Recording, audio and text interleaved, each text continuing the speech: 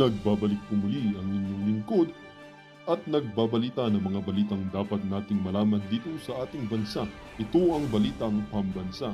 Atin ngang matutunghayan sa channel na ito kung ano ang nangyayari sa loob ng ating gobyerno at syempre tumutulong na rin sa ating mga mamamayan na malaman ang katotohanan dahil mayroon tayong karapatan na malaman ang tunay na nangyayari sa ating bansa. Ngunit bago natin panoorin ang balita, huwag niyo pong kakalimutan na mag-subscribe sa ating channel at pindutin ang notification bell para lagi kang maging updated sa ating mga bagong videos na ina-upload araw-araw. At sa ating mga solid viewers naman dyan ay maraming salamat naman po sa walang sawang pagsuporta. At syempre, huwag din pong kakalimutan mag-iwan ng like at i-share ang ating mga videos. At kung mayroon ka naman pang opinion, ang ating comment section ay bukas para sa inyong mga hinaing. Ito na nga mga kaibigan, ating panoorin ang buong video. Salamat po muli and God bless!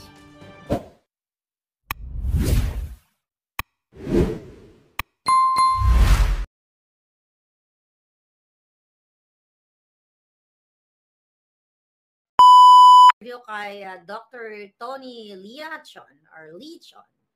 So talaga namang makabuluhan ang ating interview sa kanya dahil natukoy talaga doon sa ating interview na ang punot dulo ng lahat ng problema sa bayan, lalo na dito sa PhilHealth, sa 90 billion ang program, 90 billion fund na nilagay sa program funds, na pag-usapan namin kung sino ang may basbas, at sino may basbas, kundi ang Malacanang, sinong nasa Malacanang, si Lisa Tanas, si Bangag Jr., and kung sino-sino pa. Ngayon, mga palangga, bago natin pag-usapan itong, actually, nakakagalit dahil nakakagalit ang mga nangyayari sa Pilipinas. Lingid sa inyong kaalaman, habang ang mga kongresista, mga jutang Ginemes, ay nagkakagulo, actually, nanggigipit, nanghaharas sa vloggers, sa Pilipino, sa mga Duterte, but more on sa Filipino. Habang sila ay ginagastos ang pera ng bayan, kasabwat pati ang mga kaparian. Putangay na parang ayaw ko nang maging Katoliko kung ganito lang naman ang mga paring mga jejemonyo. Alright, so about that later. Breaking news ito, actually kahapon, mga kababayan ay may tumawag sa akin. Sino yung tumawag? Okay, of course, concern na concern, ito ay taga-Ayala, Alabang. So, nung tumawag siya sa akin, chinek ko yung balita, wala pang balita about dun sa sinabi niya. Pero, ano ang nangyari? Ayon sa ating puting ahas na taga-Alabang, Alabang na naman, di ba? May naganap nung nakaraang araw na pag-raid ng mga kapulisan. Okay? Na mga kapulisan, team effort. May PIDEA sa isang manufacturing ng pulburon manufacturing. Remember? Ang BFF ni Marcos Jr. na si Mark Anthony Sayarot sa Alabang din nahuli. 2 bahay ang nirentahan niya doon. At yan ay nakalagay sa media. But recently, this year, ay napawalang sala si Mark Anthony Sayarot.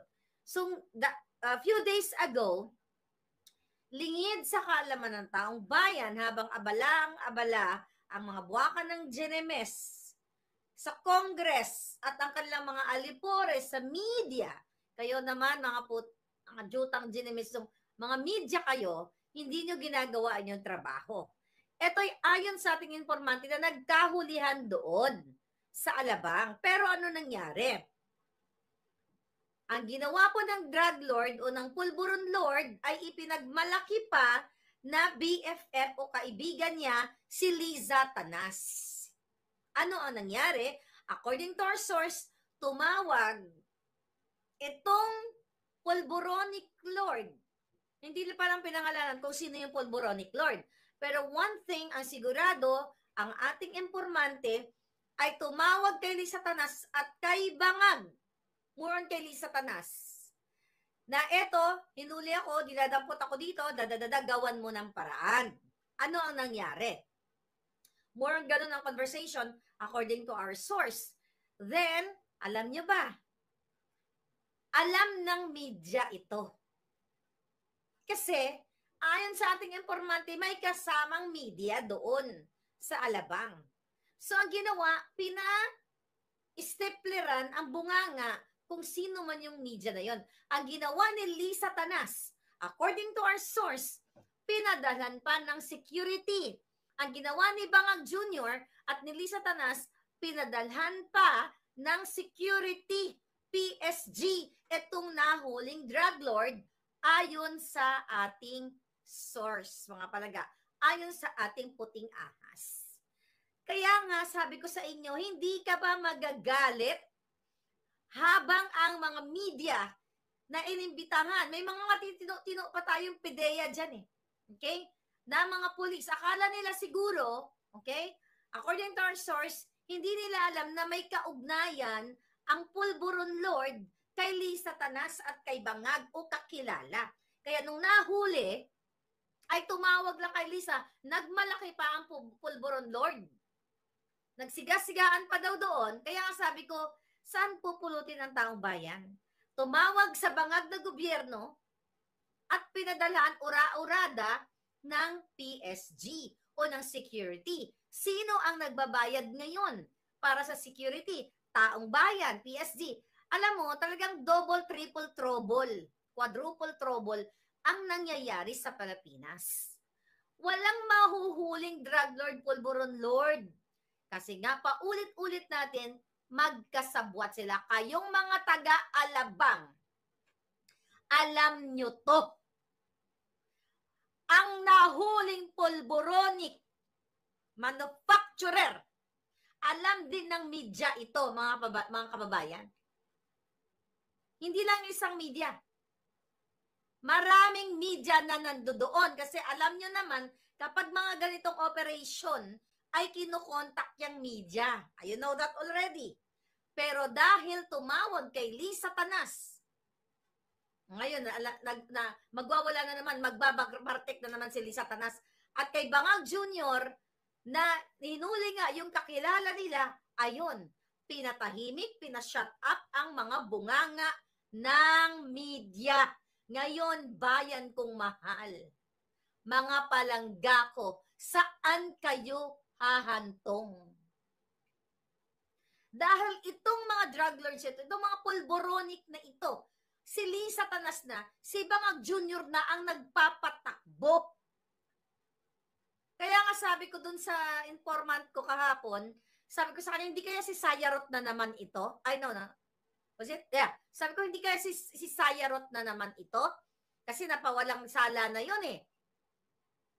Ang sabi ng ating informante, wag lang muna magbigay ng pangalan, pero ang sabi, sabihin mo yan, kausapin mo ang mga kongresista, ang mga putang ina, na mga politiko na wala nang pinag-usapan dyan sa Congress, sa Senado, kundi ang mga Duterte. Kahit awayin nyo yung mga Duterte, kung tutuusin, wala kaming pakialam, mag-away kayo ng mag-away. Pero ang problema, naaapektuhan ang bayan. Sabi ko nga, kahit palangga, mga kababayan, harasin nila ng harasin ang mga Duterte, which yan ang ginagawa sa atin. Hindi yan ang magsusolba ng problema ng kagutuman, ng wakawalan ng trabaho, mataas na kuryente, mataas na bilihin, walang panghanda sa Pasko. Hindi yan, kahit ubusin nilang hantingin ang mga Duterte, hindi yan makakapagbigay ng kaalwanan ng mamamayang Pilipino. Pero ang pagpapadala ng PSG, ng security, mga buwaka ng ina kayo ang PSG, magsalita kayo, mga inayupak kayo. Isang buton, Adictos Benedictus Marcos Jr., yung mga pukin ng inang mahayop na yan, susunod-sunod kayo dahil you have to follow your Commander-in-Chief. Sabi nga ni, sino to? Si Au Browner. Di ba? Kailangan nila sundin yung nakaposisyon o yung posisyon katulad ni Bangag.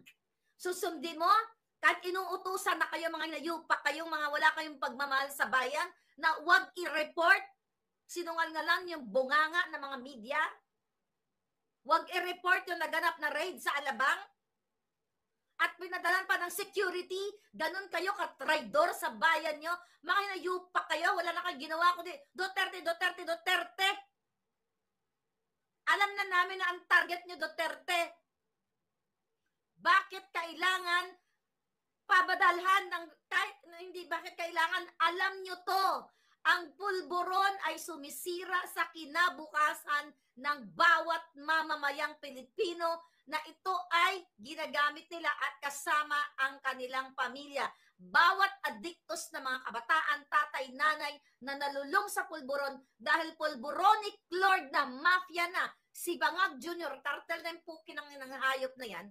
Ngayon, bawat pamilya, kayo ay para mga nauupos na kandila dahil sa problemang ibinibigay sa inyo ng pulburon na ang protector si Lisa Araneta Marcos aka Satanas kidnapper pa at si Marcos Jr.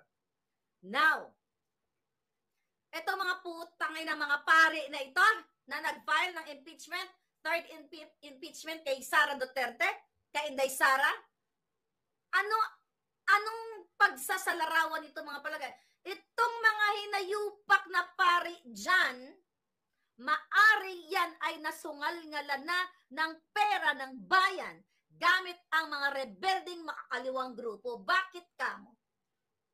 Di ba may tinatawag tayong separation of state and church? Pero may karapatan ang mga pari na magsalita patungkol sa nangyayari o nararanasan ng mga taong bayan. Okay na sana yun. Now, sige, dahil yun ang paniniwala nila na may 125 million na confidential fund, yung binabato nila kay Inday Sara na ipaliwanag na. Pero yun ang target nila. Sabi ko sa inyo, last year pa lang, ako ang pinakaunang nagsabi sa inyo na ang nagtatarget ni Lisa Tanas, ni Bangag Jr., ni Martin Romualdez, ang mga vloggers, si Pastor Kibuloy at si Sara Duterte. Dahil i-eradicate, pupuksain nila lahat ng mga kritiko, haharasin, kakasuhan, at ito'y nangyayari ngayon. Ngayon yung mga pari na to, mga buwaka ng Genemes na yan, nagdadadakdak sila na yan, ganun pa rin. Yung tema ng kanilang mga drama na 125 confidential fund, plunder, chuchu-chuchu, pero tahimik ang mga putang inang ito sa kidnapping na ginawa ni Lisa Marcos ni Bangag Jr. Nangidnap ng 2 bata. Tahimik sila sa pagsisinghot ng isang presidenteng authenticated bangag. Authenticated by the expert dito sa California. Tahimik kayong mga yawa kayo, kaya kayong mga Katoliko na katulad ko, wag na kayo magsimba dyan sa mga pari na yan, sino man yung mga nayupak na yan, dyan sa simbahan nila, wag na kayong magsimba. Dumiretso kayong magdasal sa Diyos. Dahil yung mga buwaka ng inang paring yan, mga demonyo yan, ang sinusunod nila ay ang impyerno. Why? Kung para sila sa inyo, 125 million pesos ipagpalagay na natin, pagbigyan na natin ang kanilang kahibangan. Nanilunok ni Sara yung 125 million for the heck.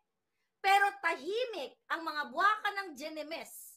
So 1 billion a day na flood control project na harap-harapang binaboy kayong lahat dyan sa Pilipinas na ipinagmalaki sa SONA, then the next 2 days, inanod kayo ng baha. And now, ito mga nayupak na pari na to, walang testamento o statement patungkol dito sa PhilHealth zero budget or zero subsidy na ang maaapektuhan dito ay buong sambayan ng Pilipino. 110 o more than that, 120 million Filipinos. Well, minus siya, medyo may pera-pera, di ba?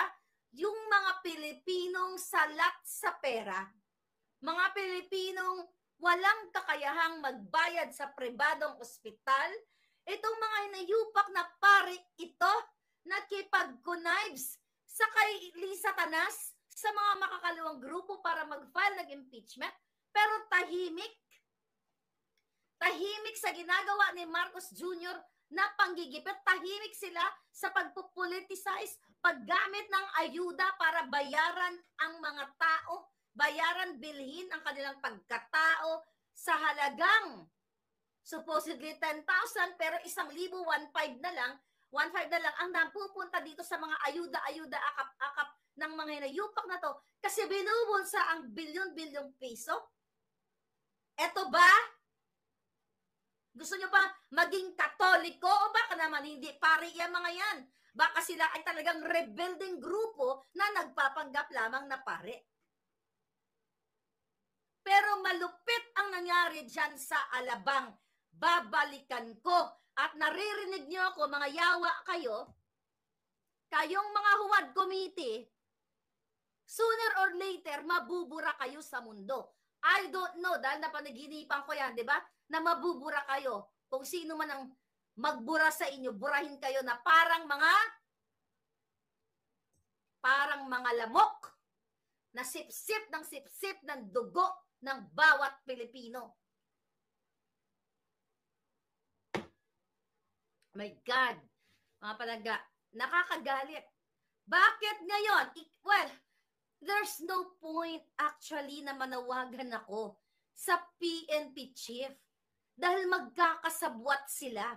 There's no point na manawagan ka sa AFP chief at sa PIDEA chief at sa NBI at sa DILG dahil magkakasabwat sila. Manawagan ka na tignan nyo to. Bakit tumawag yung Pulburon Lord kay Lisa Tanas, tapos imbis na hulihin, pinatahimik ang mga media na present doon, then nagpadala pa ng PSG si Lisa para proteksyonan according to our source. Wala na po. Sabi nga ni Dr. Tony Lichon kanina, di ba? Kailangan ang taong bayan mag-isip-isip kayo. You have to have courage to speak up. Dahil ito'y issue ninyo, yung PhilHealth, at itong ginagawa lahat. Di ba? Wala na po kayong pupuntahan na institusyon ng gobyerno. Lahat sila magkakasabwat. Sinabi nga ni Dr. Lichon kanina, tinanong ko siya, sabi ko, sa tingin mo ba, pag may interview tayo, hindi tayo pwede magwala ng katulad dito dahil we have to, baka magulat yung guest natin. Okay, anyway, sabi ni Dr. Lichon, sabi niya, last year, dinig niya doon sa Senate noong nagkaroon ng BICAM conference din, last year, doon sa 2024 budget, na inutusan ni Ralph Recto, sinabihan, okay, si pangalan nito si Erbosa, 'di ba? At yang si Ledesma, okay? Na sundin ang utos sa Malacanang. Sabi nga ni doktor, sino ba mataas doon sa Malacanang? Di si Lisa Tanas at si Bangag inutusan na yung 90 billion fund, ng supposed to be fund ng PhilHealth ay ilagay sa unprogrammed appropriation. Narinig niya mismo na doon, nakakalat na raw pala yan sa Twitter niya, nag-expose na siya, kaya nga may mga nakukuha din na pangharas, paninindak, ito si Dr. Tony. So ang question dito, papayag na lang ba ang taong bayan na everyday ang bunganga, well, at least ang bunganga nila Dr. Lichon ay hindi katulad ko, malumana yan, everything, ang mga vloggers natin, na araw-araw na nagsasalita laban sa kademonyohan ni Lisa Tanas ni Bangag Jr., eto na lang ba ang kayang gawin ng Pilipino na kayo ang naaapektuhan dito sa PhilHealth? Sinabi dun sa usapan namin kagabi, kanina na sobrang nakakaawa yung Pilipino na mamatay na lang ang Pilipino, maaring kamag-anak ninyo. Dahil unang-una, wala kayong pera, hindi kayo makapunta sa ospital. Dahil ninanakaw ang pera ninyo. Supposedly, dapat meron kayong benepisyo na kapag nagkaroon kayo ng bill, kung 1 milyon, kalahating milyon na lang, or mabawasan. Pero hindi nangyayari kasi binubulsan ng mga walang hiya. At sino yung walang hiya? Yung si Lee Satanas at si Bangag Jr. Yan ang nakikita ngayon. Ano gagawin nyo? Hindi ba kayo apektado? Harap-harapan na ayaw budgetan ang PhilHealth? Kasi kesyo may reserve funds pa. At kung anong ganitong mga palsot. Malinaw na ito ay paglabag ni Bangag Jr. sa batas. Ni Tambaluslos lahat sila. Kung yan ay patuloy nilang pipirmahan. Pero ngayon, ni Bangag Jr., kasi ngayon na-alarma sila dahil dumadami na tayo. Ito po ay hindi usapin ng Duterte supporters. Usapin ito ninyong mga Pilipino. Tignan mo nga, sabi ka si Dr. Liachon, anong sabi niya? Naglingkod siya sa panahon ni Noynoy, nagtrabaho siya sa panahon ni Pangulong Duterte, nagtrabaho din siya sa panahon ni Bangag, pero 1 month lang siya. So, ibig sabihin, mga palangga, at based, kung titignan mo ang record niya, wala siyang record ng pagnanakaw. Wala, titignan ko bago ko siya in-interview. Ang meron siyang record, nag-expose siya ng mga kawalang hiyaan ng mga nasa gobyerno. And whether naglingkod siya, nagtrabaho siya, panahon ni Noynoy, panahon Duterte, di ba nga, ang titignan natin, yung kanyang idea, yung kanyang puso, bakit ba siya nagsasalita ng ganon? Di ba, kung tutusin, pwede na siya manahimik, di ba? Sabi nga niya, ang tawag yan, gusto niya, mag-spend siya ng time niya hanggang sa tumanda siya para makita niya, lumaki yung anak na niya or apo niya, whatever. Di ba? Bakit siya magsusugal sa ganitong klaseng yung ginagawa niya katulad sa akin, 'di ba? Na pwede siyang antawag dito, pwede siyang gurgurin. Ngayon, mga kababayan, ano ang drama-drama ni Kuting? Narco state na tayo, sabi ni Grace. Okay? Mano lang idilat nyo ang mga mata ninyo. Yes. Okay? Sabi ni AK Fox, do some action about this po, House of Representatives of the Philippines, Supreme Court, PNP, wala na tayong pag-asa. Wala nang pag-asa sa mga jutang Genemesian AK Fox. Ang pag-asa natin ay kayo, taong bayan. Yun din ang sinabi ni Dr. Tagal kanina. At yun din ang sinasabi na, wala na, even mga Supreme Court justices, hindi lahat, pero binabayaran na, minanipula yan, ni Lee Satanas, ni Martin Romualdez, di Bangag. Diba? Tapos sasabihin ni Bangag, sasabihin niya dun sa mga, kahapon din yun yung kanyang interview. Ano sabi ni Bangag? Wait a minute. Ang sabi ni Bangag, mga kababayan, okay, yung patungkol doon sa, ito pala. Yung sinasabi niya, na magiging accessible daw siya. Tignan natin. I think this one. Alright. Okay, ang sinasabi ni Bangag dito, nung in-interview siya ng media, ay parang sisikapin niyang maging, ito, sabi ng walang hiya, na maging more accessible daw siya sa media. Okay, sabi dito, sabi niya, in government, we could not do our jobs if you're not there, and I think that goes both ways. At times, there are things you bring up to us na baka hindi namin nakikita. o baka hindi namin naramdaman, o baka hindi namin napag-isipan. And we should be looking at it. Alright? Sometimes, and I will admit to this, there is a tendency for us to try and structure the releases, the news, and the opinions or the responses very, very closely. And that's because we don't want to get it wrong. However, I think there's still a space for us to be a little bit less structured. Let's start in the new year. We'll try to make things less structured. And I'll make myself more accessible to you. Anong less structured?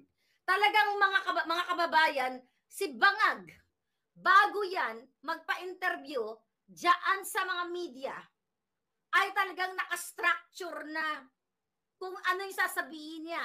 Nagawa na ni Lisa Tanas kung ano lang ang sasabihin ni Bangag. At yung mga media na yan, takot yung mga yan. It's either takot o bayad na hindi ka pwedeng magtanong ng ganito, ng ganyan, or else tatanggalin ka sa trabaho. Kaya yung sinasabi ni Bangag Jr. na next new year, this coming year, 2025, ay maging accessible na siya sa media. Never ever siyang naging accessible sa media na makakapagtanong ang media na galing sa puso nila at sa utak nila. Alam nyo yan, kaya nga unang pinagawa ni Lisa diyan sa Malacanang ay magkaroon ng mga like the Goldenberg Mansion, yung pinakauna nating inulat, binigyan ng magandang trato ang media, may mga allowances and everything, may pakim-kim, kasi hawak sila sa liig ni Lisa Tanas. So yung sinasabi ni Bangag Jr. naging more accessible sa media, hindi yan totoo. Dahil si Marcos Jr. hindi yan nagpapa-interview nang walang script. Ba't ko alam yan? Ako mismo nag-interview sa kanya. Wala ni isa sa interview ko na walang script. Even si Sandro Marcos. Kaya hindi yan totoo. Dahil hindi makasagot si Marcos ng tama na galing sa utak niya. Dahil bangag na yung utak niya.